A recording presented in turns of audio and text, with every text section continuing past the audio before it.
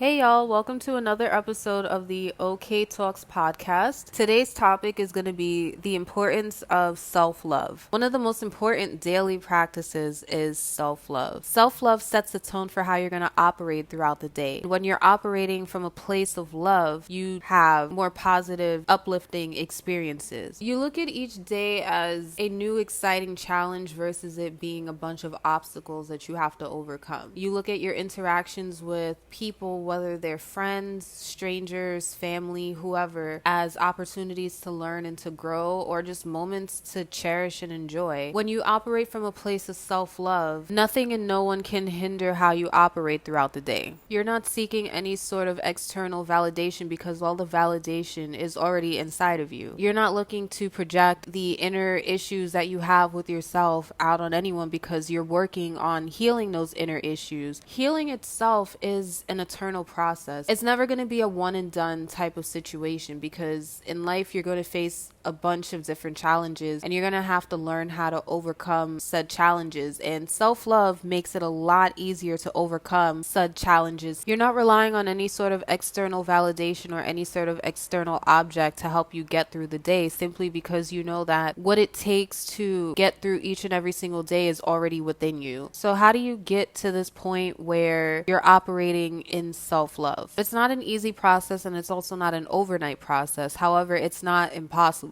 The number one way that you learn to operate in self-love is realizing that you are love and that you are worthy of love. And there's not a single thing that can stop you from receiving that love or operating in that love. The phrase God is love is not just a phrase. It's the key to surviving this thing called life. When you learn to understand that three-letter phrase, God is love, it makes it so much easier to operate in life because you realize that God isn't found anywhere except within. He created each and every single one of us, so he knows how to communicate to each and every single one of us. You don't have to go very far to search for God or to find God. He's everywhere. It's just a matter of clearing out and overcoming the distractions and the obstacles that make us feel that he isn't present or that he isn't around us. And again, this isn't an easy process. This is something that will take some time, because even if you're someone who claims to believe in God, half the people that claim that don't actually really even believe in God. And you know that because they don't operate in self-love. If you're able to operate in self-love, then you'll be able to love others. So again, that phrase, God is love, is not just a three-letter phrase. It's a way of life. When you know how to treat yourself good, you know how to treat others good as well. It'll come naturally to you because it's already in you. When you're not operating from a place of self-love, you're going to mistreat every single thing and person that you come in contact with. You're going to struggle with learning how to operate from a place of self-love, and it's going to affect every single aspect of your life, whether you realize it at the moment or later on. You're going to be affected by not operating from a place of self-love. When you're not operating from a place of self-love, it reflects in your relationships, it reflects in how you speak to yourself, it reflects in your thoughts, it reflects in your experiences, it reflects in so many ways. That's why it's really important to learn how to love yourself, because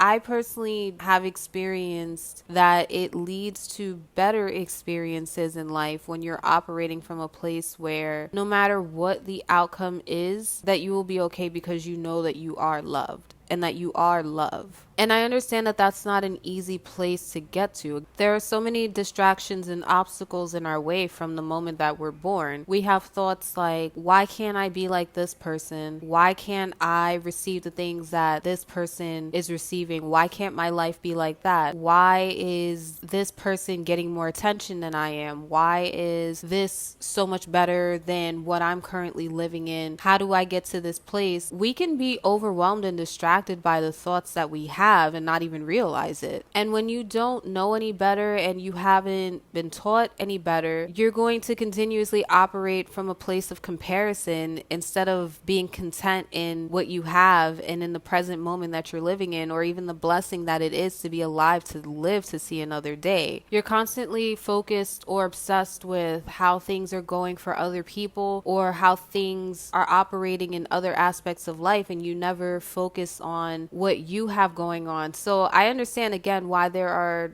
a lot of people that do not operate from a place of love or self-love at that, because it's something that a lot of people are just not able to overcome because they don't do the inner work to get to that point. They don't reach out to God to learn how to love themselves. But I'm telling you, once you learn the importance of love and self-love, you will never look back, because you're going to realize that there are so many other important things that you can be focusing on life. And when you focus on the good and you are grateful for where you are, you will always receive so much better. This isn't just me speaking wishfully or optimistically. This is all based on experience. Something that I realize is very hard to accept when it comes to the concept of love and self-love is that it is unconditional. There is nothing that you can do to repel, reject, or to get away from love. Love is eternal. It's everlasting. And no matter how powerful you think you are, you're not more powerful than love. I've realized that ego is one of the major factors that hinders people from experiencing love in their lifetime. I will challenge those who are listening to this episode is to reflect on why